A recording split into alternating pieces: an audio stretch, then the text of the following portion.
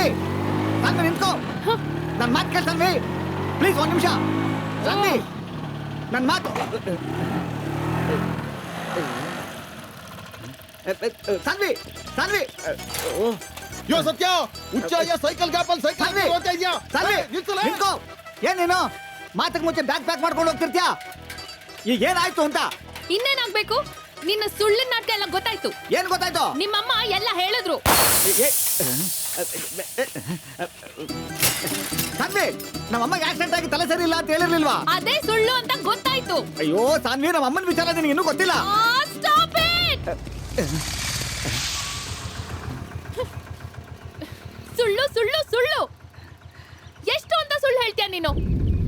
ಜೀವನದಲ್ಲಿ ತನಗ್ ಬೇಕಿದ್ನ ಪಡ್ಕೊಳಕ್ಕೋಸ್ಕರ ಸುಳ್ಳು ಹೇಳೋದನ್ನ ನೋಡಿದೀನಿ. ಆದ್ರೆ ತನಗ್ ಬೇಕಿದ್ದನ್ನ ಪಡ್ಕೊಳಕ್ಕೋಸ್ಕರ ತಾಯಿ ಅಂತಾನು ನೋಡ್ದೆ ಅವ್ರಿಗೆ ಮೆಂಟ್ಲು, ಆಕ್ಸಿಡೆಂಟು, ಹಾಗೆ ಹೀಗೆ ಅಂತ ಸುಳ್ಳು ಹೇಳೋ ನಿನ್ನಂಥ ಕೆಟ್ಟ ವ್ಯಕ್ತಿ ನಾನ್ ನೋಡಿಲ್ಲ. ಎಲ್ಲದಕ್ಕೂ ಒಂದ್ ಮಿತಿ ಇದೆ. ಆ ಮಿತಿನ ಮೀರಿ ನಡ್ಕೋತಾ ಇದ್ಯಾ. ಹೀಗೆ ಮಾತಾಡಿದ್ರೆ ನಿನ್ ಬಾಯಲ್ಲಿ ಮಾತುಗಳು ಬರಲ್ಲ, ಬರೀ ಹುಳಗಳೇ ಬರುತ್ತೆ. ಛೇ, ನಡೀರಿ.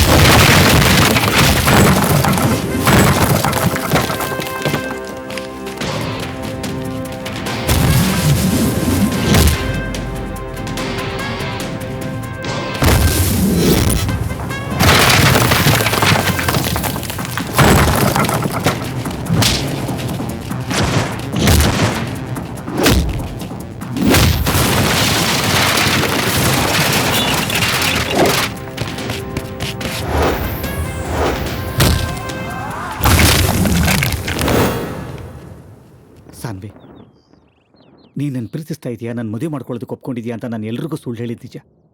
ಆದರೆ ನಾನು ನಿನ್ನ ಪ್ರೀತಿಸ್ತಾ ಇದ್ದಿದ್ದು ಮಾತ್ರ ಸುಳ್ಳಲ್ಲ. ನೀನು ಶ್ರೀಮಂತೆ, ನಿನಗೊಬ್ಬ ಬಾಯ್ ಫ್ರೆಂಡ್ ಇದ್ದಾನೆ, ನಿನ್ನ ಜೀವಕ್ಕೆ ಆಪತ್ತಿದೆ, ಇದ್ಯಾವುದೂ ಗೊತ್ತಿಲ್ಲದೆ ನೀನು ನೋಡ್ಕೊಂಡು ಬಂದೆ. ನಿನ್ನ ಪ್ರೀತಿಸ್ದೆ. ಇದರಲ್ಲಿ ನಿನ್ನ ಪಡ್ಕೋಬೇಕು ಅನ್ನೋ ಸ್ವಾರ್ಥ ಇತ್ತು ಅಷ್ಟೇ. ಆದರೆ ನಿನ್ನ ಜೀವನ ಕಾಪಾಡ್ತೀನಿ ಅಂತ ಹೇಳಿದ್ರಲ್ಲಿ ಮಾತ್ರ ಯಾವ ಸುಳ್ಳು ಇರಲಿಲ್ಲ. ನಿನಗೆ 21 ತುಂಬೋದಕ್ಕೆ ಇನ್ನೊಂದು ಸ್ವಲ್ಪ ದಿವಸ ಮಾತ್ರ ಇದೆ. ಅಷ್ಟು ದಿವಸ ಇಲ್ಲಿದ್ಬಿಡು. ನೀನೇ ಹೇಳಿದ ಪ್ರಕಾರ ನಾನು ಇಷ್ಟು ದಿವಸ ಮಾಡಿದ ಪಾಪಕ್ಕೆ ನಿನ್ನ ಕಾವಲಾಗಿದ್ದು ನಿನ್ನ ಜೀವ ಕಾಪಾಡೋದಕ್ಕೆ ಪ್ರಯತ್ನ ಪಟ್ಟು ಪುಣ್ಯ ಕಟ್ಕೋತೀನಿ. ಪ್ಲೀಸ್.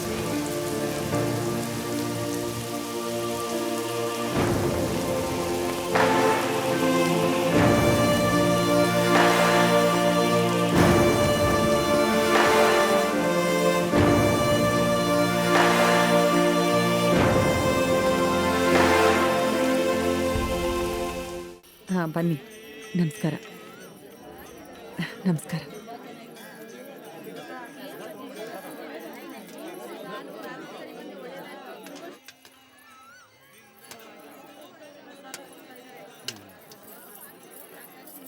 ಒಂದು ನಿಮಿಷ ಬಂದೇ ಇರು. ಆಯ್ತು.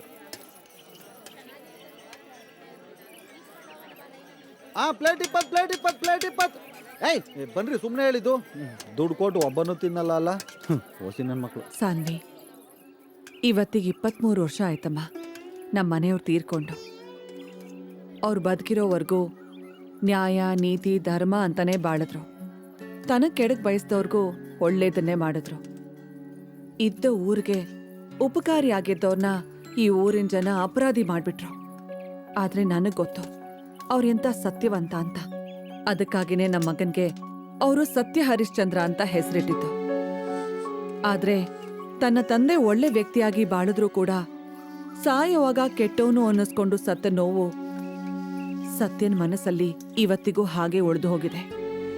ಈ ಪ್ರಪಂಚದಲ್ಲಿ ನೀತಿ ನಿಯತ್ತಾಗಿರೋರ್ಗೂ ಕಪಟವಾಗಿ ಬಾಳೋನ್ಗೂ ದೊಡ್ಡ ವ್ಯತ್ಯಾಸ ಏನೂ ಇಲ್ಲ.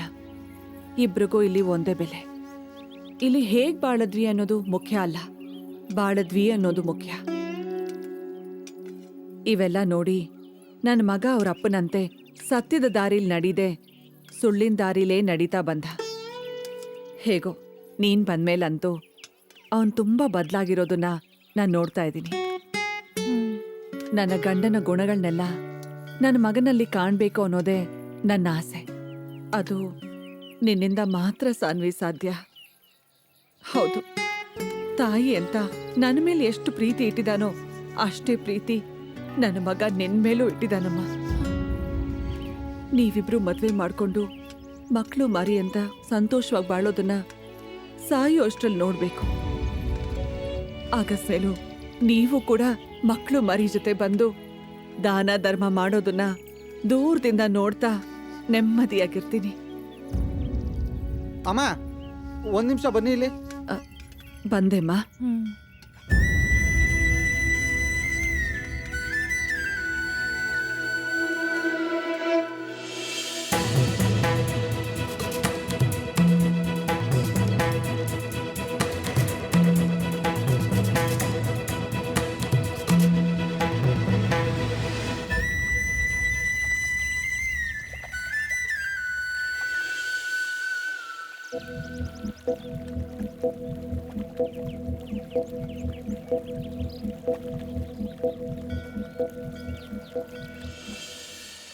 ನಿನ್ನನ್ ಏನ್ ಅನ್ಕೊಂಡಿದ್ಯಾ ಸತ್ಯ? ಈ ಸುಳ್ಳು ನಾಟಕ ಇದೆಲ್ಲ ಬೇಕಿತ್ತ? ಇದರಿಂದ ನಿನಗ್ ಸಿಗೋ ಸಂತೋಷದ ಬಗ್ಗೆ ಮಾತ್ರ ಯೋಚನೆ ಮಾಡಿದೆ. ಅದರಿಂದ ಮತ್ತೊಬ್ರಿಗಾಗೋ ನೋವು ಬಗ್ಗೆ ನೀನು ಯೋಚಿಸಿಲ್ಲ. ನಿಮ್ಮಮ್ಮ ನಮ್ಮಿಬ್ಬರ ಜೀವನದ ಬಗ್ಗೆ ಏನೇನೋ ಕನ್ಸು ಕಟ್ಕೊಂಡಿದ್ದಾರೆ ಗೊತ್ತಾ?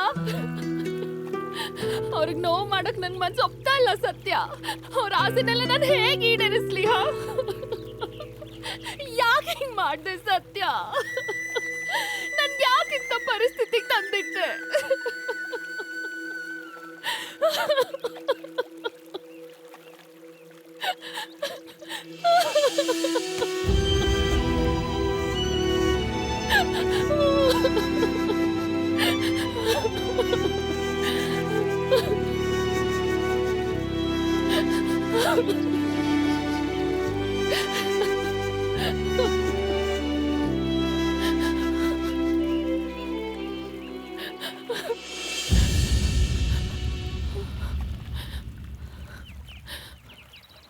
ನನ್ನನ್ನು ಪ್ರೀತಿಸ್ತಾರೋ ನಮ್ಮಮ್ಮಗೆ ತುಂಬ ನೋವು ಕೊಟ್ಬಿಟ್ಟೆ.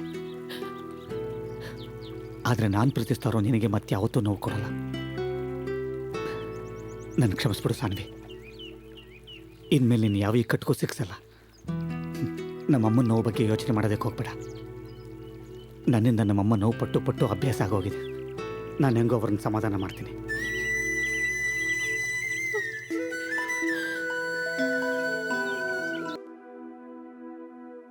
ಅಮ್ಮ, ನಾನು ನಿನಗೊಂದು ಸತ್ಯ ಹೇಳಬೇಕಮ್ಮ. ಏನಪ್ಪ? ಇದುವರೆಗೂ ನಿನಗೆ ತುಂಬ ಸುಳ್ಳು ಹೇಳ್ಬಿಟ್ಟಿದ್ದೀನಮ್ಮ. ಸುಳ್ಳ? ಸಾನ್ವಿ ನನ್ನನ್ನು ಪ್ರೀತಿಸ್ತಾ ಇದ್ದಾಳೆ. ನನ್ನ ಮದುವೆ ಮಾಡ್ಕೊಳ್ಳೋದಕ್ಕೆ ಒಪ್ಕೊಂಡಿದ್ದಾಳೆ ಅಂತ ಹೇಳಿದ್ದೆಲ್ಲ ಸುಳ್ಳಮ್ಮ.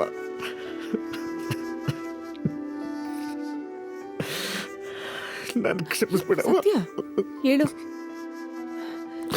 ಹೇ,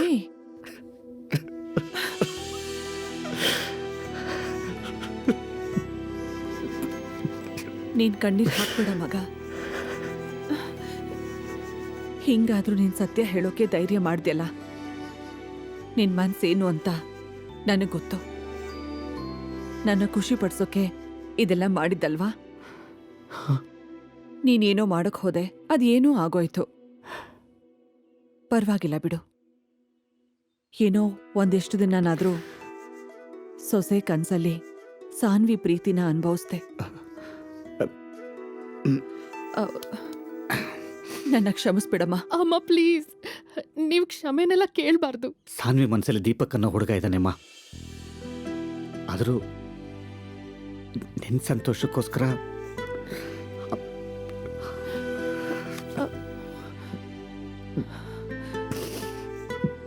ನೀನೆಲ್ಲೇ ಇದ್ರು ಚೆನ್ನಾಗಿರ್ಬೇಕಮ್ಮ. ನಿನ್ನಂತ ಹುಡುಗಿ ಈ ಮನೆ ಸೊಸೆ ಆಗೋದು ನಮ್ಮ ಅದೃಷ್ಟದಲ್ಲಿಲ್ಲ. ಅಮ್ಮ ಹಂಗನ್ಬೇಡಿ. ನಾನು ಸತ್ಯನ್ ಪ್ರೀತಿಸ್ತಾ ಇದ್ದೀನಿ ಅಂತ ಅವ್ನು ನಿಮ್ಮ ಹತ್ರ ಸುಳ್ಳು ಹೇಳಿರ್ಬೋದು, ಆದರೆ ಅವ್ನು ನಾನು ಪ್ರೀತಿಸಿದ್ದು ನಿಜ ಅಲ್ವಾ?